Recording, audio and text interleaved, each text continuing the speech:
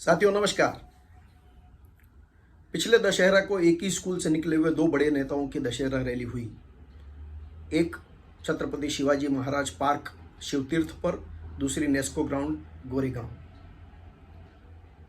जैविक विरासत के तौर पे उद्धव बाला साहब ठाकरे बाला साहब की विरासत संभालते हुए उन्होंने अपने कार्यकर्ताओं से आह्वान किया, नेताओं से आह्वान किया कि वो इस बारिश में छत्रपति शिवाजी महाराज पार्क में जो कीचड़ है उस कीचड़ में भी रैली लेकर ये सिद्ध करने का प्रयास किया कि वो अपनी विरासत को कितना सहेजते हैं और उसके साथ कोई भी बदलाव बर्दाश्त नहीं करेंगे। चाहे कार्यकर्ताओं को, नेताओं को कोई भी कष्ट कठिनाई हो, उनको सुनने वालों को, उनको मानने वालों को, उनको जानने वालों को, उनके साथ एक संवेदना रखने वालों को आह्वान किया कि वो लोग इस बारिश में शिवतीर्थ में आके अपनी निष्ठा का परिचय दें। दूसरी तरफ जमीन से जुड़े हुए नेता उप मुख्यमंत्री एकनाथ शिंदे जी ने अपने कार्यकर्ताओं की असुविधा को ध्यान में रखते हुए नेस्को ग्राउंड में एक छत के नीचे सीमित दायरे में अपने कार्यकर्ताओं को बुलाकर वहाँ पर दशहरा रैली आयोजित की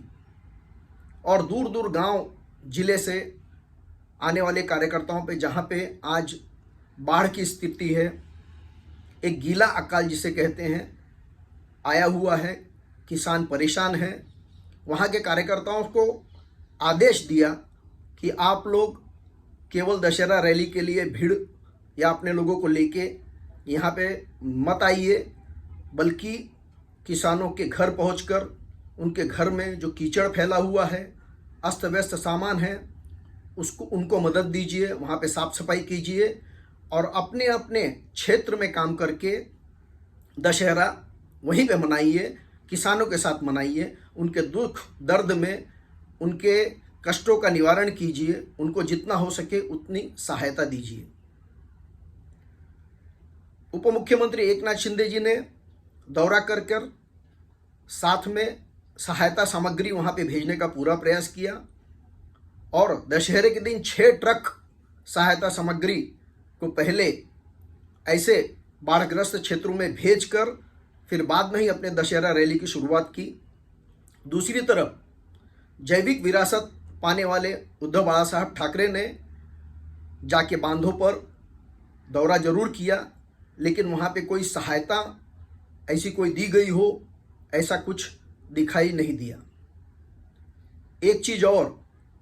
कि उप मुख्यमंत्री एकनाथ शिंदे जी ने जो सहायता राशि भेजी थी, सहायता सामग्री भेजी थी, उसके ऊपर उन गोनियों पे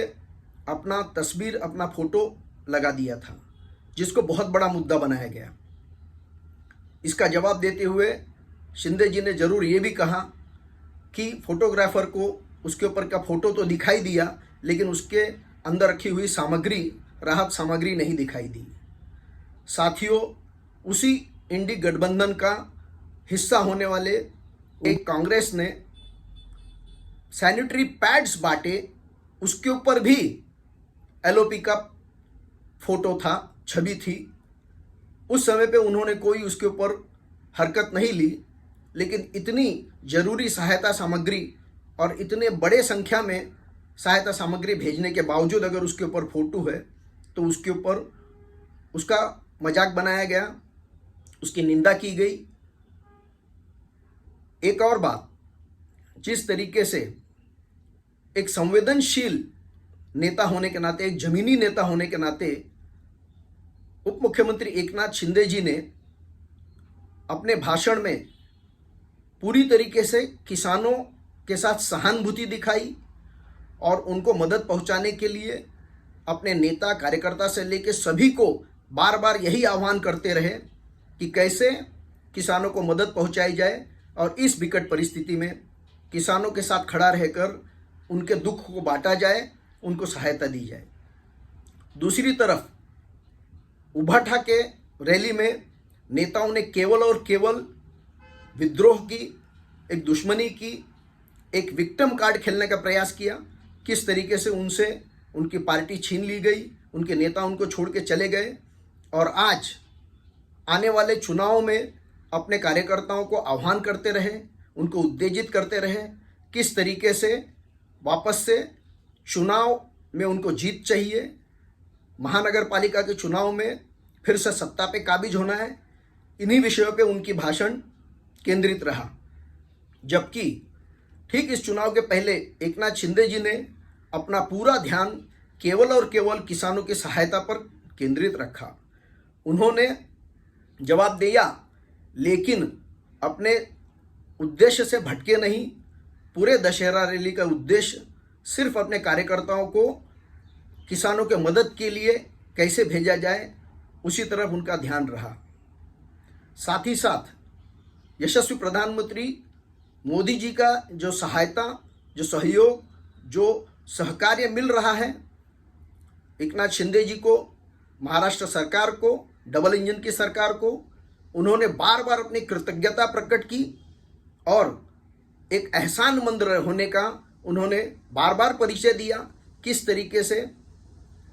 पूरी सहायता मिल रही है केंद्र सरकार से यहाँ महाराष्ट्र सरकार को चलाने में, विकास को गति देने में और किसानों को मदद करने में।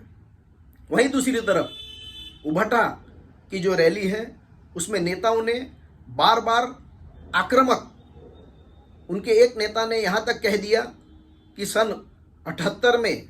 बाला साहब ठाकरे ने एक चिंगारी डाली थी जो आज एक ज्वाला बन के भड़क रही है, और एक तरीके से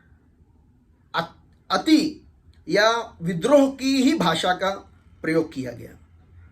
भाजपा के साथ युति में 56 विधायक जीत के आने के बाद भी 2019 में उद्धव बाला साहब ठाकरे ने भाजपा को छोड़कर अपने विरोधी कांग्रेस और एनसीपी के साथ में जुड़कर मुख्यमंत्री बन गए और अपने भाषण में बार बार भाजपा को और देवा भाऊ को हमेशा उनका विरोध करते रहे, उनके बारे में बुराई करते रहे। लेकिन दूसरी तरफ एकनाथ शिंदे जी ने अपने सहयोगी को, जिनकी मदद से वो सत्ता में रहे, मुख्यमंत्री भी बने, अब फिर से उप मुख्यमंत्री बने, उन्होंने केवल और केवल कृतज्ञता का ही भाव प्रकट किया।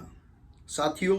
एक तरफ एक संवेदनशील नेता, जमीन से जुड़ा हुआ नेता, घर घर जाकर हर मुसीबत की घड़ी में, विपरीत परिस्थिति में भी